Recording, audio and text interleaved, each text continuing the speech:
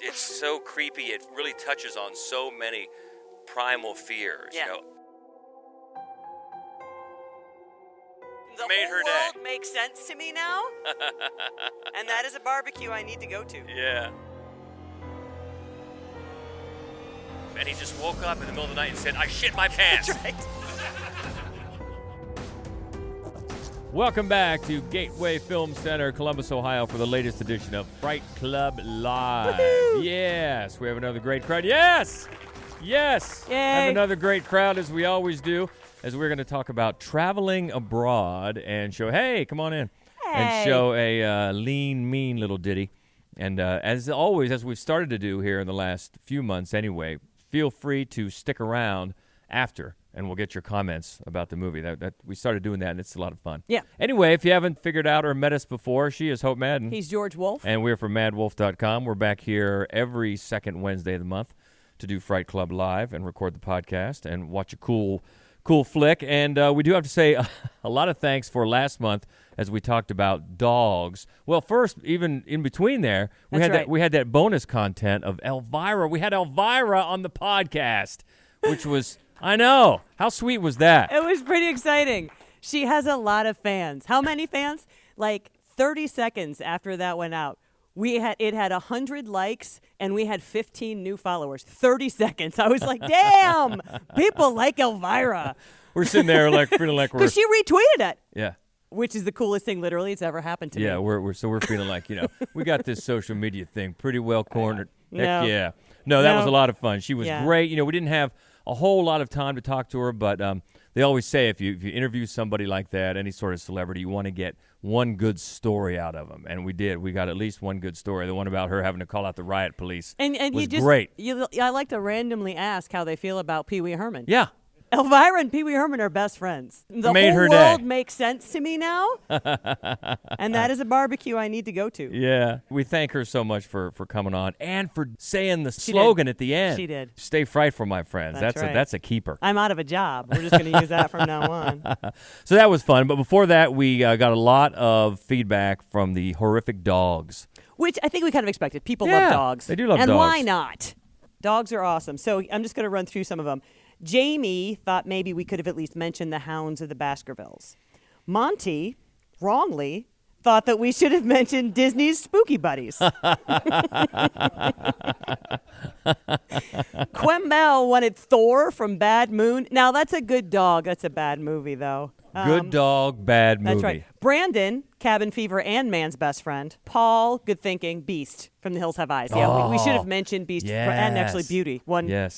Troubling. And then Tom says that Return of the Living Dead has at least part of a good dog. And I thought, if we could have done that, which could have been a subcategory, that means we could have also used the Mephisto Waltz and Invasion of the Body Snatchers. Because there's some really fucked up dog business going on in those. We didn't think about that. No. Part dog. That's right. Cicely agreed that there's not just one scary dog in The Omen. I think that was your point, that it's loaded with scary dogs. Yeah, but it's really that one main one, which is awesome. Yes. Mrs. Blaylock's Yes. dog. Yeah, Yeah. for sure. Connie disagrees with me and says Cujo is a scary movie.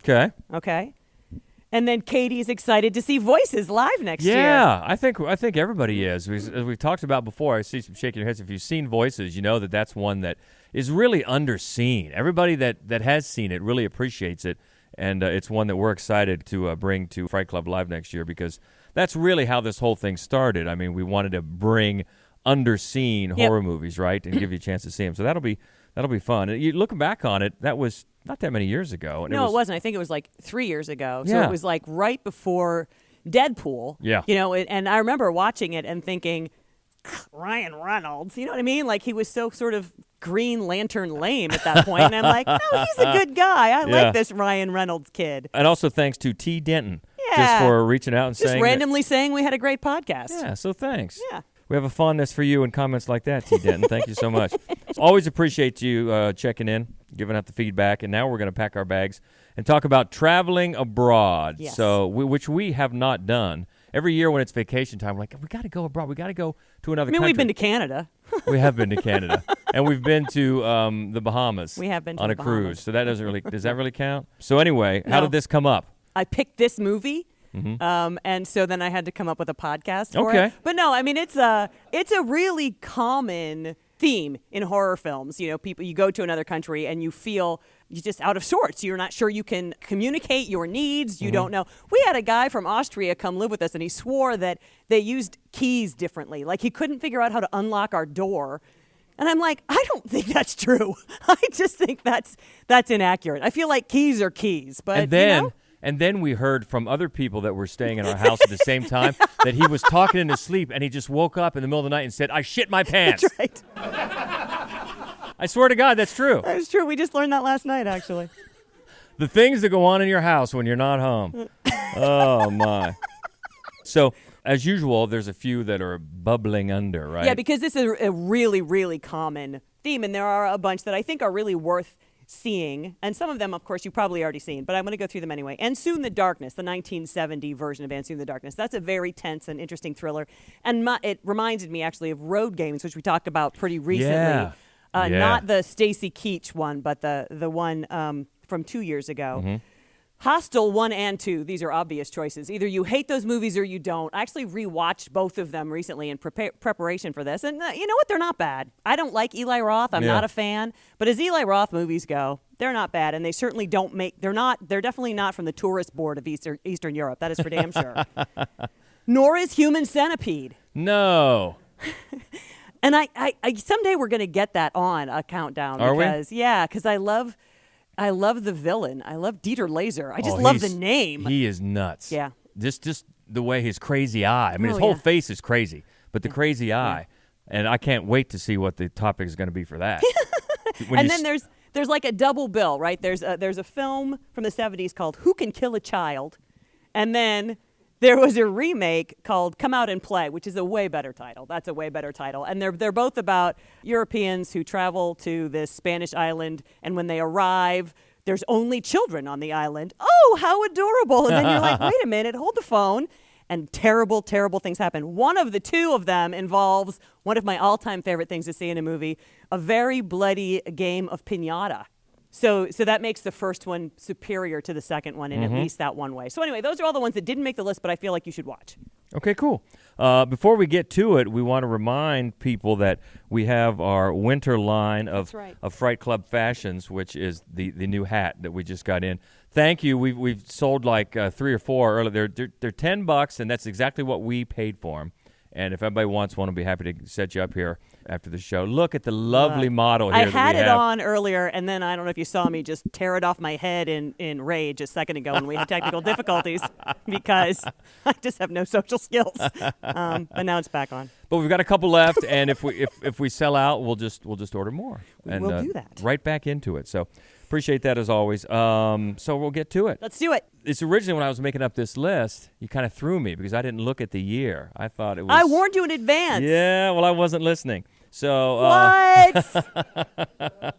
we will start in the 70s. You know, I love that. It's an American newcomer to a prestigious German ballet academy coming to realize the school is a front for something sinister in a series of grisly murders from 1977, Suspiria. Roses are red, violets are blue, but the iris is the flower that will mean the end of it. You can run from Suspiria, but you cannot escape Suspiria. The only thing more terrifying than the last 12 minutes of Suspiria are the first 92. Okay, let me try it. Suspiria. I know I've told this story before. I always remembered that tagline because when this movie came out, I was 13.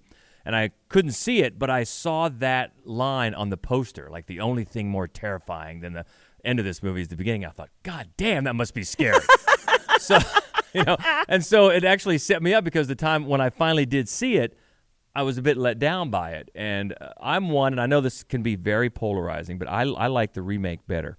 And I just stumbled into, just last night or the night before, a big internet debate about it, that some people just think the remake is just shit. And I think it's great. But anyway, we're talking about this one because obviously she's an American traveling abroad to this ballet school. Right, and I mean she is in the remake as well, but Yeah, I think it's less of a sort of theme of the film. She doesn't feel like an outsider there. She doesn't, I mean, I think it's less pronounced element of the film, and I think that sort of outsiderness is a main element to this one, and it gives it a lot of the sort of fairy tale quality that he has. She's just like, just lost in the woods. I mean, it's just like she's lost in this enchanted village and she doesn't know what's going on. And I think that's one of the reasons why the film works as well as it does, is because it does, I think, trigger that kind of childlike fairy tale imagery. And then he makes the most of that visually. Yeah, and not only does she not know what's going on, but we don't either, which is a big difference in the remake, because if you've seen the remake, they are a lot more direct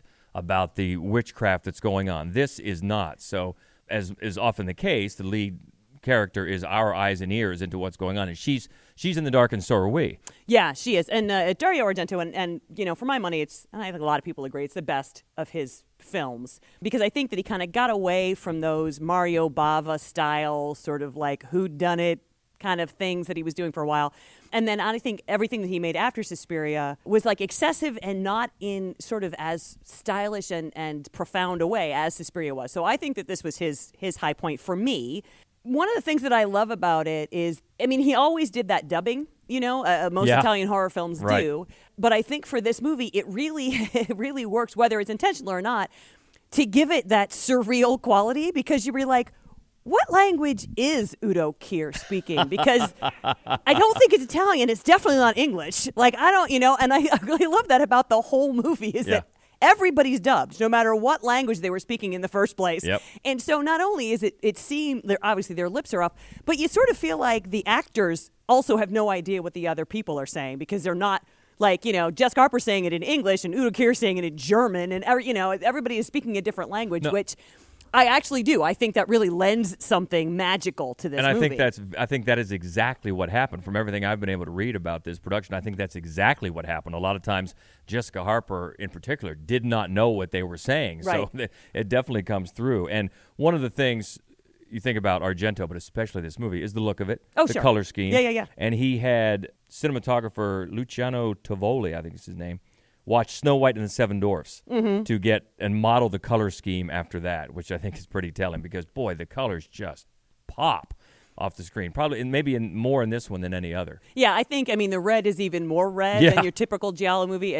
But also I think the way that the sets, first of all, they're very colorful. They're also sort of askew. They're not right angles, and they really dwarf the characters, especially Jessica Harper. Yeah, and that is apparently because originally Argento wanted to make this school for children, for underage children, and then they insisted the people in question had to be of age, so he didn't change the script any, and he had the doors and things like the doorknobs higher than normal, and so it was still set so that they looked childlike, that they could still get the movie made, which I thought was pretty interesting. And I also agree that he shouldn't be allowed to work with children.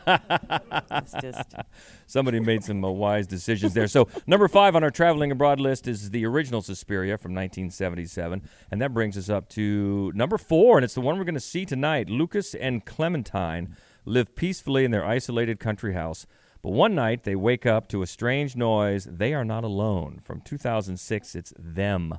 In the still of the night, we hear things.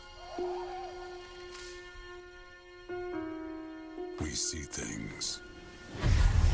We imagine things that aren't always there. But tonight, your imagination isn't playing tricks. And neither are they.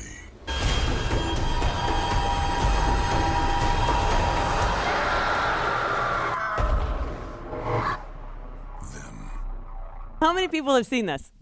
About half? About half or so. Well, that's good. Glad you're coming back to see it in 35 millimeter tonight, by the way. 77 minutes later. So what do we think? You like that? Yeah? Yay. Yay. Yeah, that gets it done in a short amount of time. It does. 77 minutes or so. It's writers, directors, David Moreau and Xavier Palude. Mm-hmm. And this one, since we're talking about traveling abroad, it's not really clear that they are, but they are. I mean, so she's a teacher. So she's from France, and she is a teacher in Romania. She's teaching French. And so she says that they've been there about 3 months, and her boyfriend is a writer back at the house. And that's based on true events of a French teacher who moved to Romania to teach and was murdered by children. And part of the reason that I thought that it fit with this is because it was kind of criticized when it came out as being a little bit jingoistic, right? And I think that that's a theme that you can find in a lot of movies about traveling abroad horror. I think that's a common theme.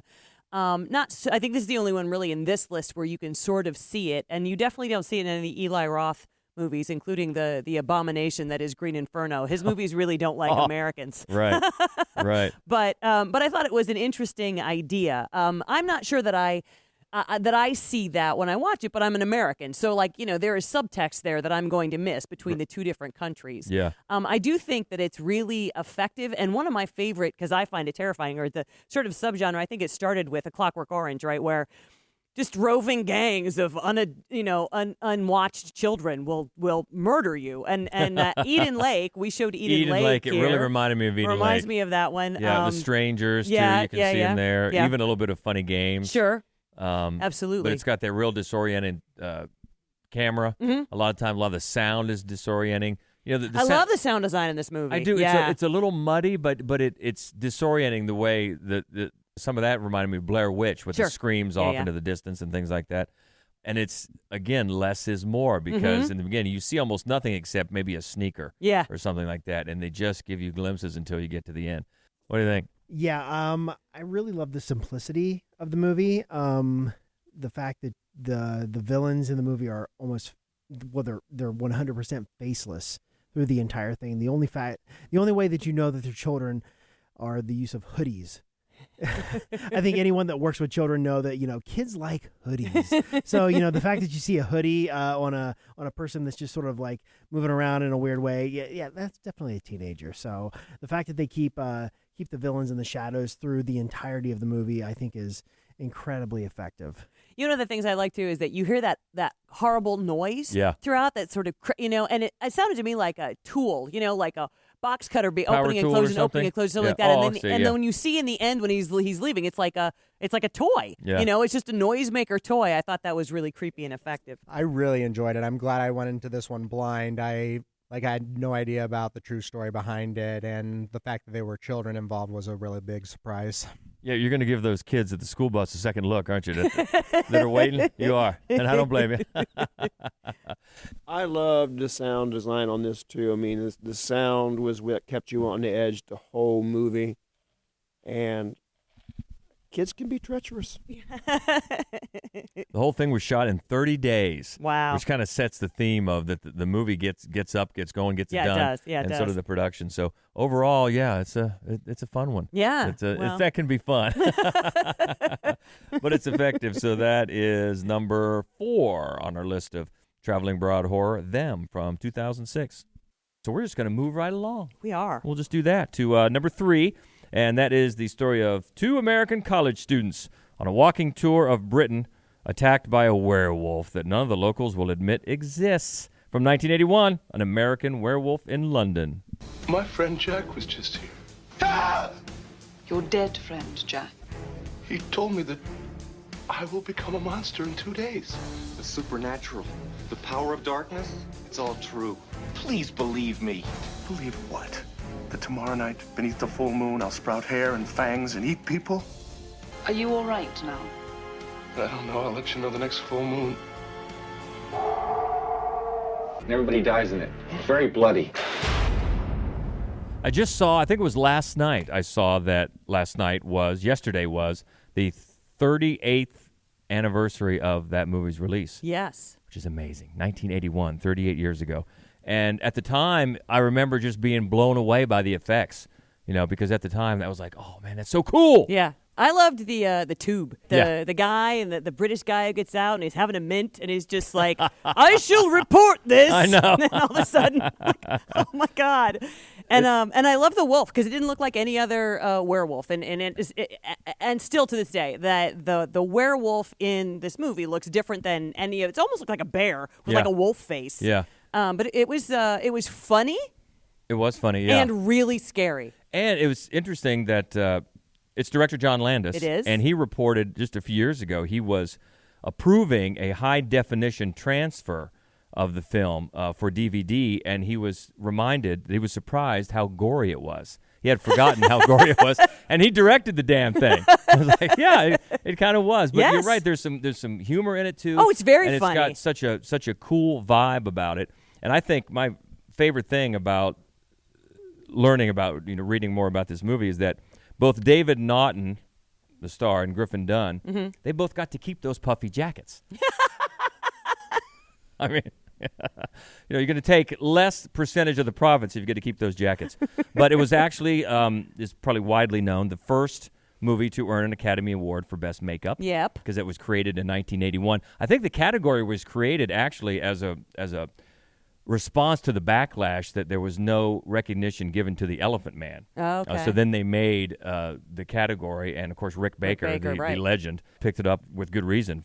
The transformation scenes and the wolf scenes. It's very cool. Well, then Griffin Dunne's decaying. Yeah. That's cool. The little flap of skin, yeah. Off his neck, which just kind of the little push over the cliff. Yes. And those are funny too, because if you remember the dead couple, the woman's just all happy. Yeah, maybe you should shoot yourself. Yeah. She's just so happy about it. So it's got that, even though it is gory and bloody and people are getting attacked. And apparently there was even more gore left on the cutting room floor. Early test audiences were just, especially the homeless people that are attacked. Apparently that was a much longer, gorier scene that was cut. So it's really just one of those that is just kind of crowd-pleasing in a lot of different ways. It is. And I think the reason, just the title, it's An American Werewolf in London, but also it's the whole, first act where they are lost on the moors that seems so authentic to me. Like, that is 100%. Actually, 3 of my friends went to Scotland and got lost on the moors. Krista Clark, that doesn't surprise any of us. They all just got lost in the fog, and I remember thinking, I'm so glad because I knew they wouldn't, because they're wusses. I knew they hadn't seen this movie. But it does. It feels authentic to me, and then I always feel so sorry for them when they think they find respite in the slaughtered lamb, and you're like, why are they going to throw them out? That's just so mean. And we've talked English people are so mean. We've talked about the Noof guy, but have we talked about before? Because I know how much you love Rick from The Young Ones. I do. He's in the bar. Yeah. Okay, he's playing chess with the guy that yells "Noof." I don't know if we talked about that before. So I'm not, of The Young Ones, Rick was like my least favorite. Oh my God, are you kidding? Oh, Rick? No, he's annoying. I loved Rick. He's annoying. I like Mike. Him. I like Mike too. Mike was my favorite of the Young Ones. I like Neil a lot. But we're off the. I like Viv. I loved them all. I loved all 4 of the Young Ones. But American Werewolf in London from 1981, for so many reasons, for those reasons and so many more, is number 3 on our list of traveling abroad. So we're going up to number 2. Boy, this is a favorite. This has made many a list for the Fright Club with good reason. This is a caving expedition going horribly wrong as the explorers become trapped and ultimately pursued by a strange breed of predators from 2005, The Descent. There's only one way out of this chamber, and that's down the pipe. This is not good, guys. Can we get out of here? Which way? I don't know. Is there anybody there?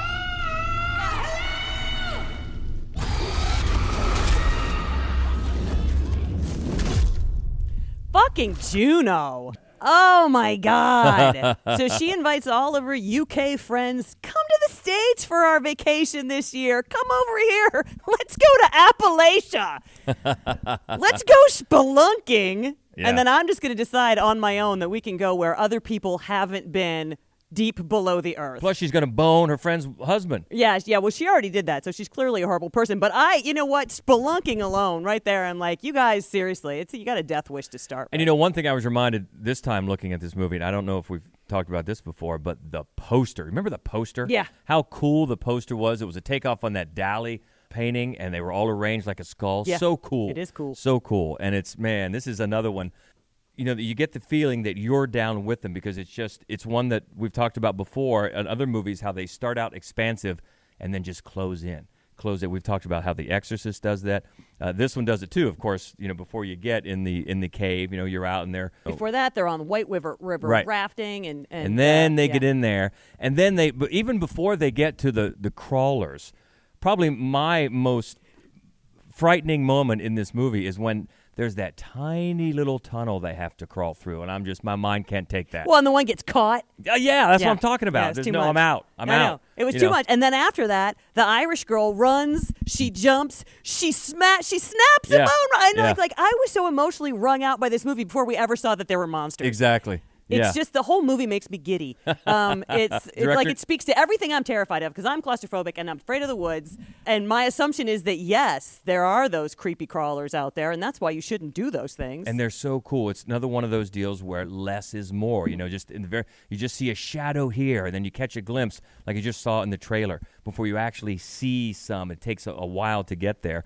And it's director Neil Marshall. Yep. Who was coming off of Dog Soldiers. Yes. Which is really effective on a lower budget. Yeah. I love Dog Soldiers. Yeah, it's great. Yeah, and originally he didn't want to do another horror movie, but then realized this one is so different than Dog Soldiers because not only is it not a werewolf movie, but it's all about female protagonists. Yes. And it's almost, some have kind of called it a female deliverance in some way. Yeah. And then once they get down there, he made sure that even all the actors that played the crawlers were professionally trained actors. He wanted even those monsters to have some sort of personality or some sort of character to them. Get to know me.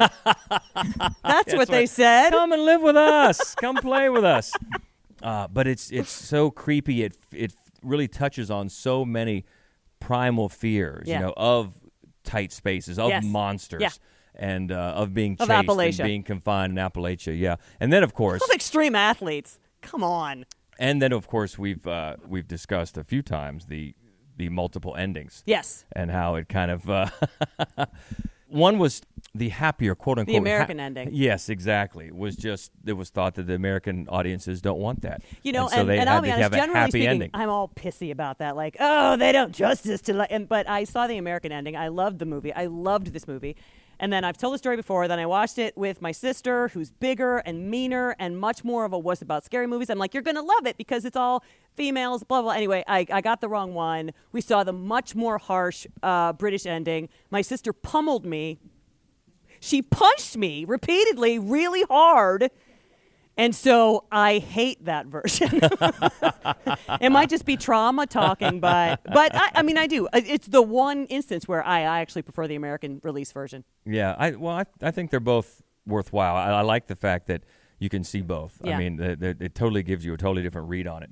Just watch who you watch it with. Yeah, exactly. You might get hurt. The Descent, we love it. Number 2 on our Traveling Abroad list in horror from 2005, and that takes us up to number 1, much more recent. It's a couple traveling to Sweden to visit a rural hometown's fabled Midsummer Festival. What else could it be? Midsummer from this year. I invited Danny to come to Sweden. You know what she's been going through. Christian says you've got this special week planned. It's sort of a crazy festival. Special ceremonies and dressing up. That sounds fun. Unbelievable. Welcome and happy midsummer. Skål! What do you think? It's like another world. Tomorrow's a big day. Is it scary? What am I going through? We just need to acclimate. I don't want to acclimate. I want to go. Absolutely not. We saw the original version, which is long enough. Then we went back. We saw the director's cut.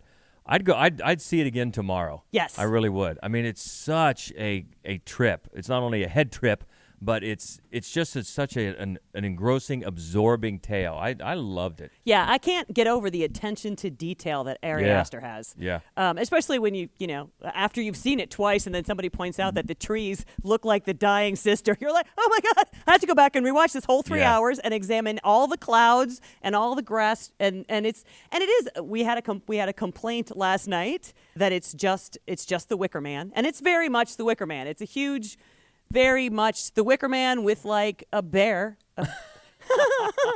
But there's a bear. You know, I don't think that is a massive knock, right? I mean, The Wicker Man is a 50-year-old film, and this definitely takes it in some very new directions. It really does, and it's Ari Aster, who did Hereditary, which we also love. But this one is so much different. You can say they both examine grief. Yeah. But this one is also a hell of a breakup movie. Yes. I mean, yikes. Yeah. Which I read an interview with him recently where he said that was basically his original inspiration, but then he realized after Hereditary that it would be so much easier to get it made as a quote-unquote horror movie. Well, it works. It sure does. Yeah. It sure does. It really messes with your head. And especially Florence Pugh. Oh, is she's great. amazing, yeah. She really is great. And it's so different than Hereditary, and it's so, as you can tell by the trailer, it's so light and bright. Yeah. And again, it's not claustrophobic. You're outside. Yeah. There's so many rolling hills and everything. There's flowers. Everybody's so happy. But man, especially if you've seen it more than once, there's so much foreshadowing of some very literal foreshadowing. Yeah. If you look at wallpaper and things like that and pictures on the wall of what's coming on, I think it's just a really fascinating and enthralling piece of filmmaking. I do think it has some similarities with Hereditary.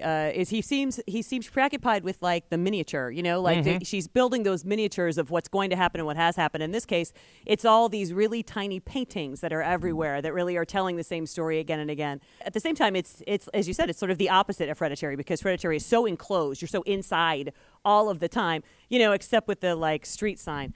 And in this one, it's so outdoors, and it's got a definitely a Bergman-esque feel about it. But because of the bright, shiny, midday sort of goriness to it, it also strangely enough reminded me of Texas Chainsaw Massacre. Yes, because that's one thing we bring up with Texas Chainsaw Massacre a lot. How you're comforted by the light, so when you see such horrific things going on in the light, it just throws you. Right. Yeah, and this definitely digs into those types of themes as well. But then as you see each member of the troupe kind of get picked off for their own in their own way. I love Will Poulter so much in this movie. I think he's so great. And I also love what Ari Aster did with the audio because there's so often, and I think part of it helps because the characters are almost entirely high. They're high almost the whole time. And so often you hear conversations that are going on, but the characters are visually in your periphery. Yeah. And I thought that was kind of a fascinating way to add some detail to what was going on without having, without a lot of exposition, without having one character explain to another character, this is about to happen.